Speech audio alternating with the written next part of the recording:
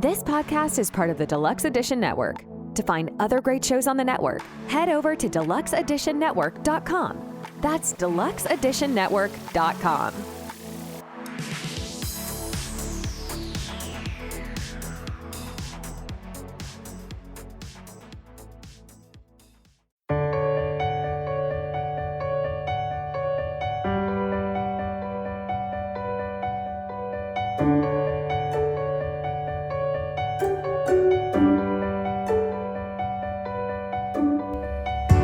Hello, welcome to Hidden History and Odyssey Through Time. I'm your host, John Rodriguez, and this is episode 19 of the best history podcast north of New York City. The title of this episode is Through a Father's Eyes, The Life of Otto Frank.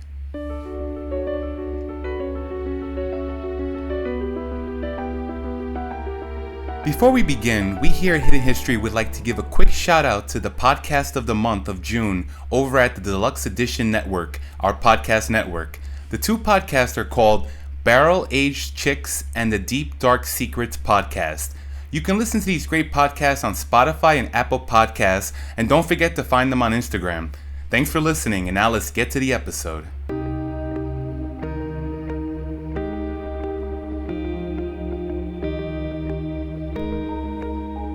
She described herself as a little bundle of contradictions, a willful, lively teenager who clashed with her mother, worried about her changing body, who dreamed of a better future. And in the decades after she died in a Nazi concentration camp, Anne Frank would also become one of the world's most famous writers, known for the diary she kept for 2 years in hiding during World War II. The story of Anne Frank and her family's efforts to hide from the Nazis during the Holocaust has been repeatedly told on TV and film since the publication of Anne's diary in 1947. This diary is famous around the world as an eyewitness account that gives an insight into the persecution faced by Jewish people under the Nazi regime. We here at Hidden History recommend that if you haven't read The Diary of a Young Girl yet, please check it out online. A link will be available on our website that will allow you to access the book. Now, if you're old school like this host, you'll want to order a physical copy of the book from Amazon or pick one up at your local bookstore. The focus of this episode, however, is not Anne Frank, since her story is widely known. Today's episode is about the man who gave Anne her diary on her 13th birthday, the man who did everything in his power to protect his family as Nazi Germany's grip over the Netherlands only got stronger. This episode is about the man who arranged for his family and 4 others to hide in a secret attic hidden behind a bookcase for 2 years until they were caught and sent to concentration camps. The man I am referring to is Otto Frank, Anne's father, who was the sole survivor of his family after the Holocaust and who was responsible for getting Anne's diary published.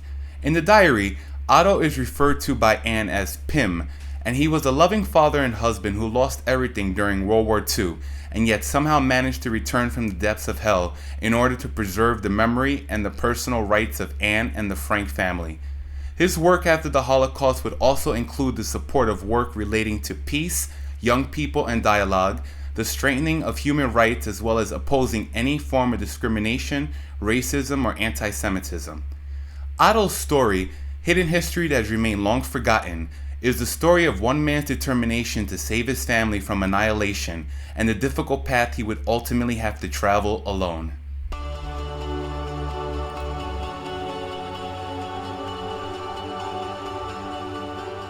Otto Heinrich Frank was born on May 12, 1889 in Frankfurt, Germany. As the second of 4 children to Michael and Alice Frank, Otto enjoyed a happy and privileged childhood. His father was a successful businessman and a shareholder in several companies, as well as the owner of his own banking business. Although the Frank family valued Jewish traditions and holidays, they were a liberal Jewish family and did not observe all Jewish religious laws. Nonetheless, Michael and Alice Frank made sure that all of their children received a middle-class education. Otto had music lessons, learned to ride a horse, and from a young age was taken on a number of interesting but also educational trips. The Franks visited the theater and opera regularly, enjoyed a large circle of friends, and kept a welcoming home. After high school, Otto spent a year at the University of Heidelberg, then went to New York for an internship at Macy's department store. In 1909, Otto briefly returned to Germany after his father's sudden death and then made his way back to New York until 1911. It was in that year that Otto returned yet again to Germany, but this time he found work at a metal construction company in Dusseldorf. Roughly 4 years later, in August 1915, Otto and two of his brothers were drafted for military service in the Imperial German Army. The world was engaged in one of the deadliest global conflicts in history, and every able-bodied man was needed to fight for the German Empire.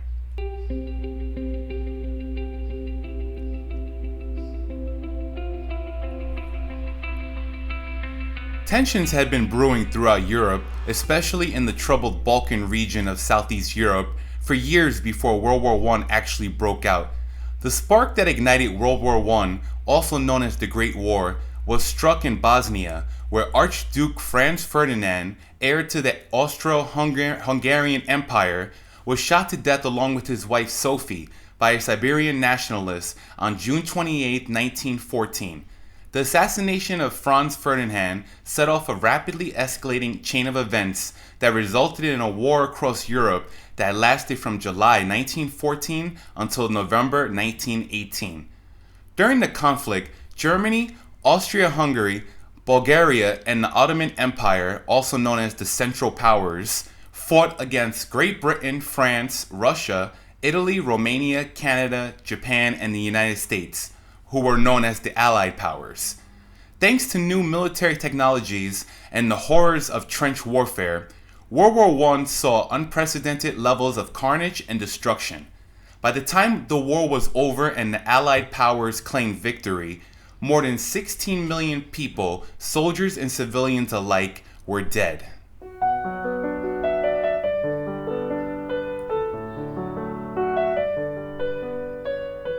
While serving in the Imperial German Army during World War I, Otto was part of an artillery unit on the Western Front that analyzed where enemy artillery fire came from.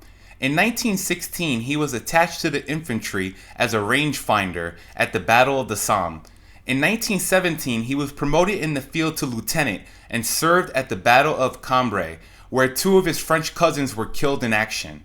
At the end of World War I, Lieutenant Otto Frank was awarded the Iron Cross for his services and returned home to Germany, where he joined the family business he and his brothers had inherited after the death of their father. During the war, a considerable amount of the Frank family's fortune had been used to purchase war bonds. With Germany's defeat, the family lost a significant proportion of its capital. Otto worked in the bank that his father once owned and did his best, but the family banking business ran into difficulties due to the dire economic situation after the First World War. In 1932, the bank declared bankruptcy and was dissolved in early 1934. It's important to understand the atmosphere inside Germany in the years between World War I and World War II, because that atmosphere would ultimately lead to the Second World War. You see, in the years following World War I, there was spiraling hyperinflation of the German currency by 1923, which was not good for the German economy. Why this occurred can be connected to the high payments Germany was forced to make after World War I, coupled with the general inflationary period in Europe in the 1920s, another direct result of a materially catastrophic war. This hyperinflationary period, combined with the effects of the Great Depression, which began in 1929, seriously undermined the stability of the German economy, wiping out the personal savings of the middle class and spurring massive unemployment. The social and economic upheaval that followed World War I gave rise to many radical right-wing parties in Germany, and naturally people were looking for a common enemy to blame for their misfortunes.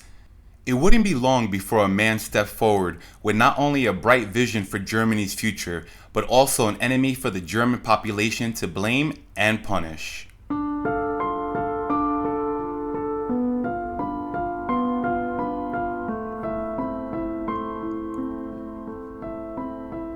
In 1925, 36-year-old Otto Frank married Edith Hollander, who was younger than him by 11 years. The newlyweds settled in Frankfurt, first in the house of Otto's parents, then in 1927 in a spacious rented apartment of their own. On February 16, 1926, Otto and Edith welcomed their first child into the world, a girl they named Margot. Their second child, another daughter named Anne, was born on June 12, 1929. Otto and Edith were happy and their family had a good life, although they worried about the future. Germany was in crisis. The country had been hit hard by the global economic crisis of 1929, and many people lived in dire poverty. At the same time, anti-Semitic movements in Germany were on the rise, and Hitler and his party took advantage of the feelings of dissatisfaction, and their support increased. Life in Frankfurt became increasingly stressful for the young family. The already bleak situation for the family turned oppressive when the rise of the Nazis blocked any professional prospects in Germany. On January 30th, 1933, Adolf Hitler, leader of the Nazi Party, was appointed Chancellor of Germany by German President Paul von Hindenburg. Once the Nazi Party was in power, the persecution of Jews increased rapidly. It became difficult for Otto to earn a living for the family. As early as spring 1933, access to schools was limited for Jewish children and they were allocated segregated school benches. Margot, who was in the second grade, was directly affected by these measures. Otto and Edith had had enough. It was time to leave Germany. In the summer of 1933, Otto moved to Amsterdam in the Netherlands, where he was set up with a new job thanks to his brother-in-law at a company called Opekta. This company manufactured and distributed gelling preparations to be used in jam making, and Otto would be the managing director of the new Dutch operation. His wife Edith and daughter Margot joined him in December, with Anne joining the family in Amsterdam a short time later. In the Netherlands, Otto worked hard to get his company going and build a new life for his family. He built up a small team of employees helping with the distribution of the Opekta products. This team included the office workers Johannes Kleiman, Victor Kugler, Miep Gies, and Elizabeth Bep Volskolj, as well as Bep's father, Johannes Volskolj, who was the company's warehouse manager. And I apologize now for the pronunciations. They weren't great. I did my best. Otto and his family enjoyed a close and friendly relationship with them all, and with Miep's husband, Jan Gies. Meanwhile, the developments in Nazi Germany continued to give cause for concern. By 1934, Hitler had total control as the Führer, or leader, of Germany, and had given the German people an enemy to blame and punish for the economic troubles of the country, the Jews. The Jewish people represented everything the Nazis found repulsive: finance capitalism, control the Nazis believed by powerful Jewish financiers, international communism. Karl Marx was a German Jew, and the leadership of the German Communist Party was heavily Jewish, and modernist cultural movements like psychoanalysis and swing music. Nazi Party foreign policy aimed to rid Europe of Jews and other inferior peoples, absorb pure-blooded Aryans into a greatly expanded Germany, or a Third Reich, and wage unrelenting war on the Slavic hordes of Russia, considered by Hitler to be Untermenschen, or subhuman. Hitler and the Nazi Party would continue to rise in power in Germany, ultimately becoming a direct threat to the Frank family. Speaking of the Franks, from 1937 onwards, Otto looked into options for setting up a business in Great Britain, but the plans never worked out. Things looked better financially when Otto started selling spices and herbs in addition to the gelling preparations in 1938. But the feeling of freedom that the Frank family felt came to an abrupt end when the German army invaded the Netherlands in May of 1940.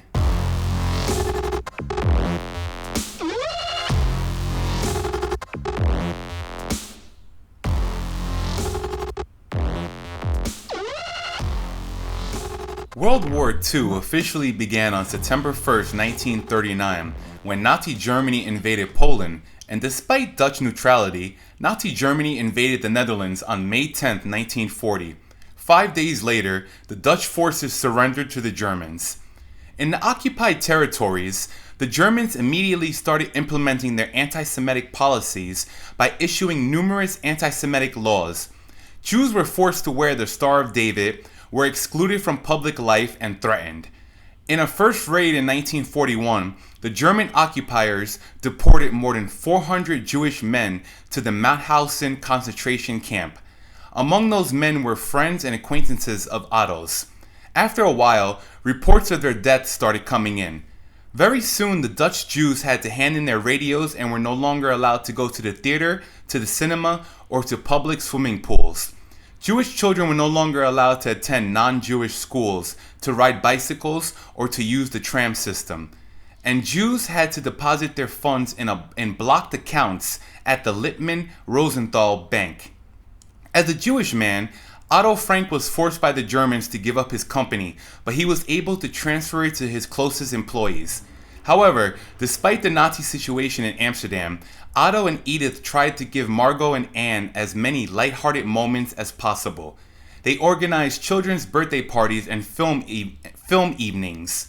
From the very beginning, Otto had been an exceptionally loving and attentive father and would do anything for his daughters.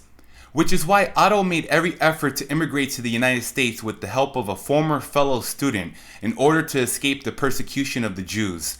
On April 30th, 1941, a desperate Otto Frank wrote to his old friend, Nathan Strauss Jr., the son of the founder of Macy's department stores. The two men had met more than 30 years earlier while Otto was in college at Heidelberg and had become fast friends. Because of his status in the United States, Otto knew that Strauss was the last hope that the Frank family had to escape the clutches of the Nazi regime.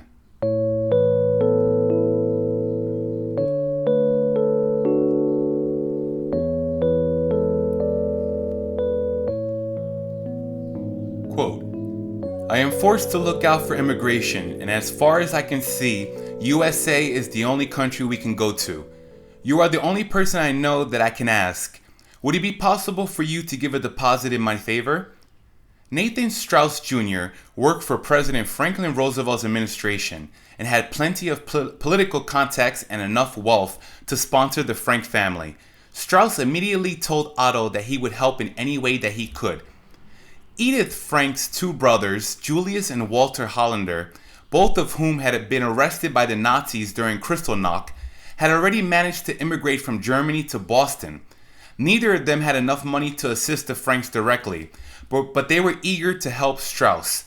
The three men corresponded with each other, working through the National Refugee Service, a U.S. organization that helped Jewish refugees coordinate their immigration paperwork. On June 11, 1941, only 6 weeks after Otto first asked him, Strauss signed 5 copies of an affidavit for the Frank family, agreeing to sponsor their immigration. Unfortunately for the Frank family, 5 days later, the National Refugee Service informed Strauss that the U.S. State Department was implementing new rules. All immigration applications would now have to be approved in Washington, D.C., which would delay the Frank family's immigration for at least several months. That same day, the newspapers announced worse news. Germany had ordered U.S. consulates in Nazi-occupied territories to close, which included the Netherlands. It was reported to Washington, D.C. on July 10th that State Department officials in the Netherlands had destroyed their visa stamps and closed the consulate. Otto had not finished collecting the necessary paperwork before the consulate closed, and even if he managed to gather everything, the Franks would have had to travel through multiple countries occupied by the Nazis in order to reach a U.S. consulate for an immigration interview.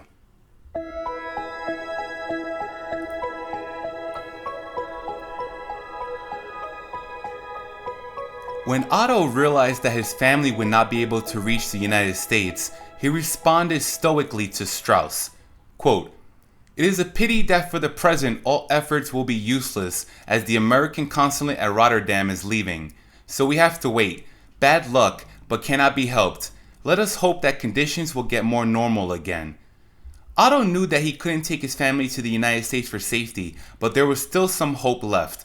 On September 8, 1941, Otto Frank wrote to Nathan Strauss again, this time raising the possibility of obtaining a tourist visa to Cuba. On December 11, 1941, Otto's brother-in-law in Boston called the National Refugee Service to thank them for their assistance, but the efforts to help the Frank family escape the Netherlands had failed. Japan attacked Pearl Harbor on December 7, 1941, and afterwards Germany declared war against the United States, which led the Cuban government to cancel Otto Frank's visa application. It is likely that Cuban officials feared that German refugees would become stuck in Cuba indefinitely if the United States instituted even more national security screenings for new immigrants, or stopped accepting immigrants entirely. Either way, Otto Frank and his family were now on their own in Hitler's Europe and would have to do whatever was necessary to survive.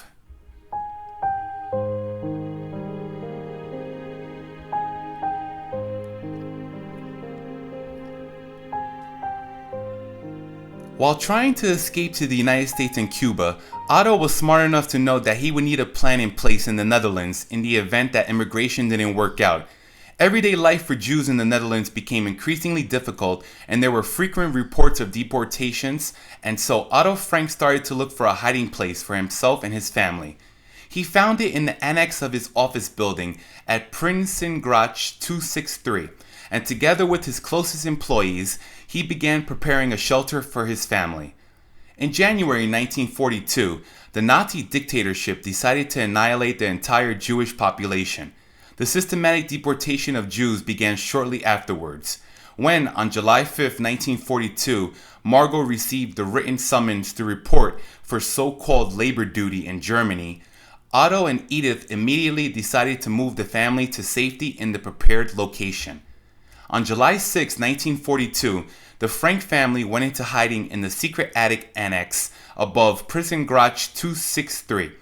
They were joined by Herman and Augusta Van Pels and their son Peter, and later by dentist Fritz Pfeffer, all of whom were Jewish. Some of Otto's trusted former employees risked everything to bring them food and supplies. Anne Frank, who had received a diary for her 13th birthday from her parents several weeks earlier, spent the next 2 years documenting her experiences in hiding. Anne's diary tells us that Otto continued to be concerned with the ins and outs of the company he once ran, even as he hid in the attic above it. Whenever business relations from Frankfurt visited, he would lie down in the hiding place with his ear to the floor in order to hear what was being discussed in the office below. Meanwhile, in his free time, Otto loved to read Charles Dickens with a dictionary at hand.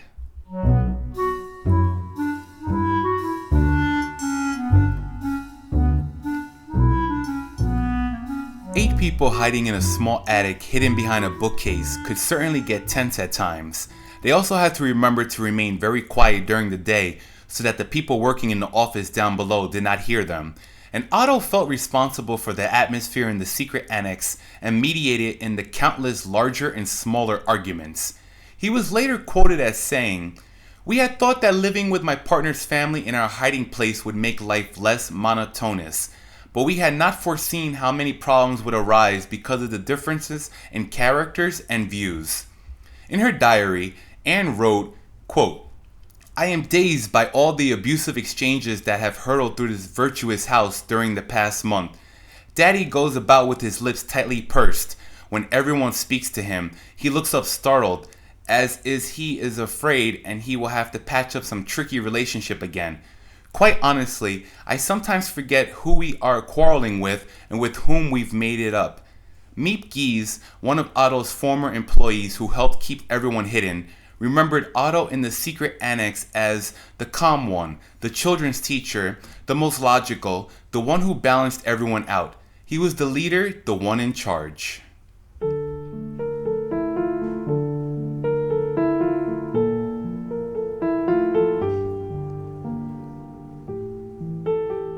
After 2 years, however, the luck of the Jewish occupants hidden in the secret annex would unfortunately run out. The hiding period came to an abrupt end on August 4, 1944, when the 8 people in the secret attic were betrayed, arrested by the Gestapo, and taken to the Westerbork transit camp. They ended up in the prison barracks, and the men and women were separated. Otto had to work during the day. The kind of work is not known, but it was definitely physical labor. But in the evening he could be with Edith, Margot, and Anne. After only a few weeks in Westerbork, Otto and the others were put on a train traveling to the east. This was the last train ever to leave Westerbork for the Auschwitz-Birkenau concentration and extermination camp. The prisoners were packed tightly in cattle wagons, without enough food and with only a small barrel for a toilet. After 3 days on the train, They arrived in Auschwitz-Birkenau on September 5, 1944. The men and women were separated on the platform, and this was the last time that Otto would ever see his wife and children.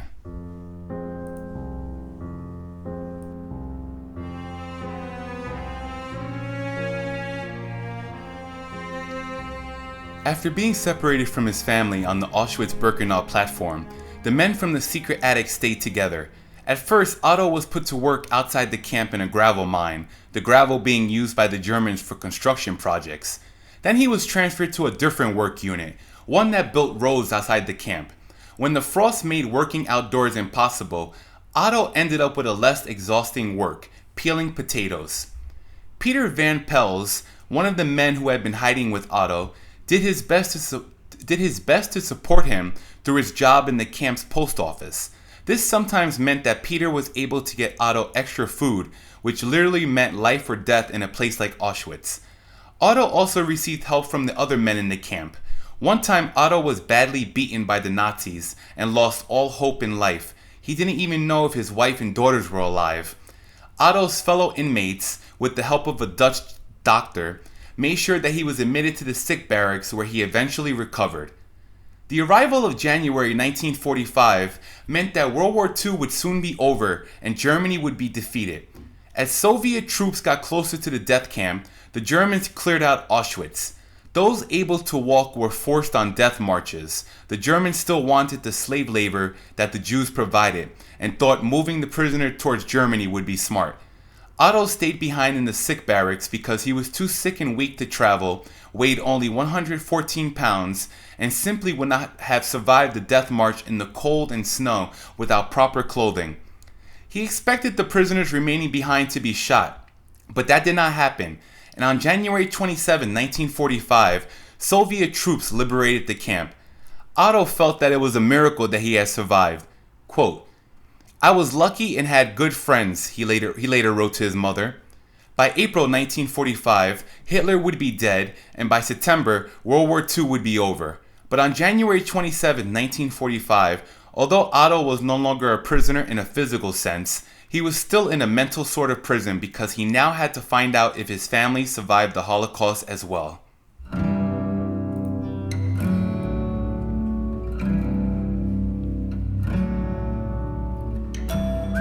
As soon as Otto had his strength back, he wanted nothing more than to return to the Netherlands, but because the fighting was still going on in large parts of Europe, he had to make a long detour. His return home began on February 23, 1945, when Otto took the train to Katowice in Poland. Once in Poland, Otto was informed by Rosa de Winter, who had been imprisoned together with his wife Edith in Auschwitz, that his wife had died in Auschwitz. From that moment on, all his hopes were pinned on Anne and Margot. In early April, he traveled to Odessa, then in the Soviet Union, today in Ukraine. And on May 2nd, Otto boarded a ship that took him to France, along with hundreds of other survivors. On June 3rd, 1945, Otto Frank arrived in Amsterdam. He was still unaware of the fate of his daughters. Otto Frank was stateless, destitute, and had nowhere to live. Returning to Germany was out of the question, and without a passport, he could not travel to his family in Switzerland. To his great relief, Otto discovered that the employees who had helped keep everyone hidden in the secret annex had all survived the war. Otto moved in with the helpers Miep and John Gies in Amsterdam and did his best to get back on his feet and find out any information about his daughters. In July 1945, Otto finally got answers. The International Red Cross confirmed that Margot and Anne Frank had died in the Bergen-Belsen concentration camp. Both girls were only teenagers at the time of their deaths. Otto also had a chance to speak with two sisters who had been imprisoned in Bergen-Belsen with Anne and Margot. They told Otto about Anne and Margot's miserable last months and about their deaths due to illness and exhaustion.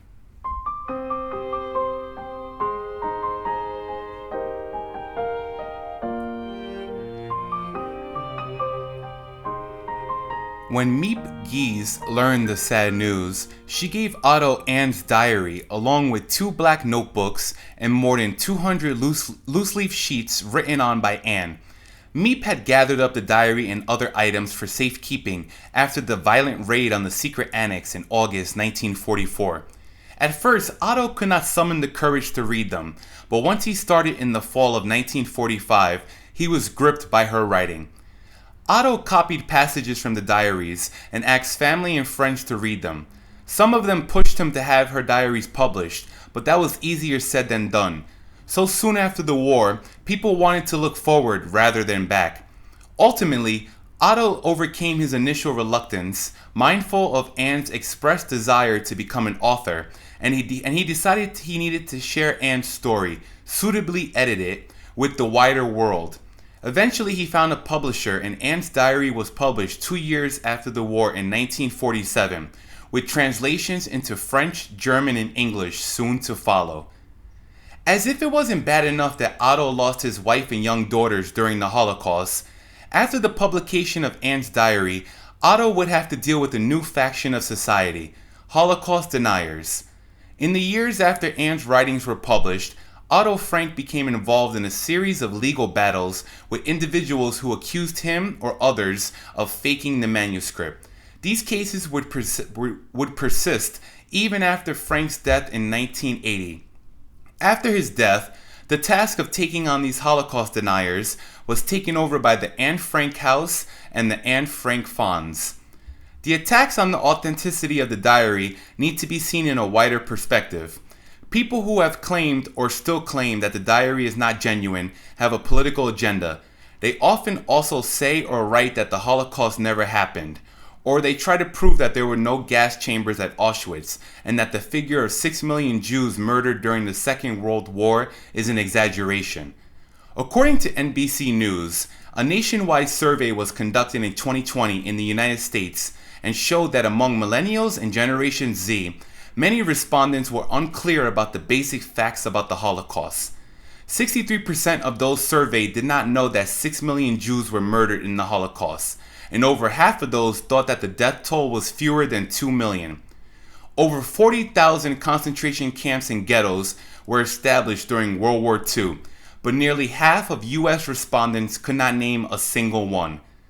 The results of that 2020 survey are a damn shame, but not surprising at all. However, there is still time to make a change, to learn more about the Holocaust and educate others.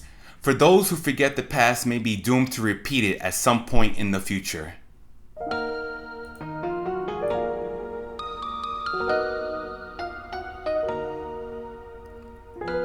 In spite of the loyalty of his friends and the success of the diary in the Netherlands, Otto felt he would forever associate Amsterdam with his pain and loss.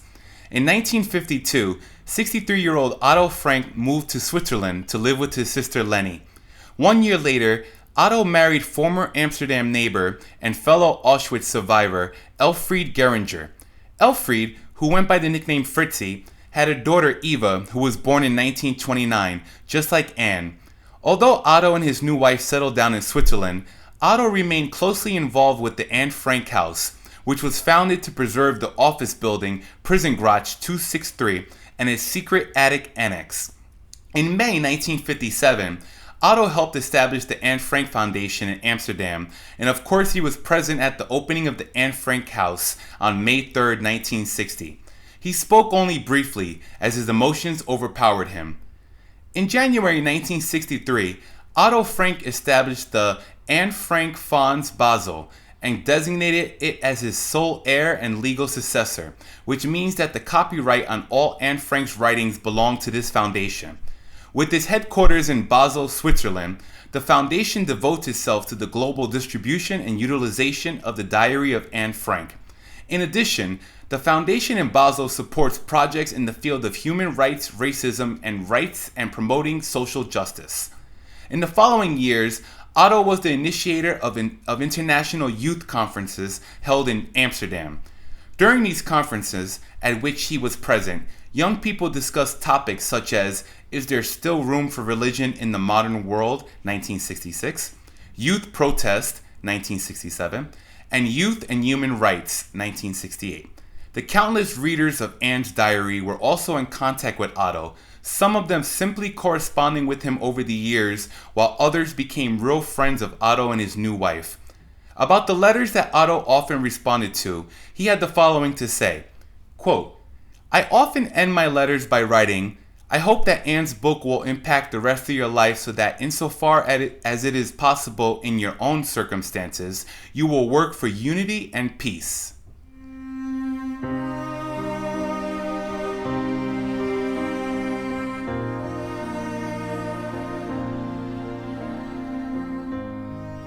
The rest of his life, Otto Frank dedicated himself to the publication of the diary and the ideals his daughter had expressed in it. He died on August 19, 1980, at the age of 91, of lung cancer in Bursfelden, Switzerland. Otto's ashes were buried in the town cemetery, where Fritzi would also be buried in the same tomb 18 years later in 1998. We will end this episode with a quote by Otto, who said these words in an interview shortly before his death. Quote, "I am almost 90 now, and my strength is slowly fading. But the mission that Anne passed on keeps giving me new strength to fight for reconciliation and for human rights across the world."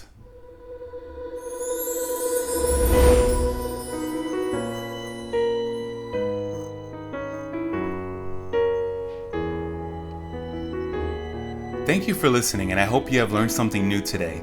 Season 2 of Hidden History will explore the lives of victims and heroes of the Holocaust. Many of their stories have been hidden in the pages of history and deserve to be told. Pictures, newspaper clippings, and links to external articles relating to a particular episode will be available on our website. Thanks again for listening. I'm John Rodriguez, and until we meet again, this has been Hidden History and Odyssey Through Time.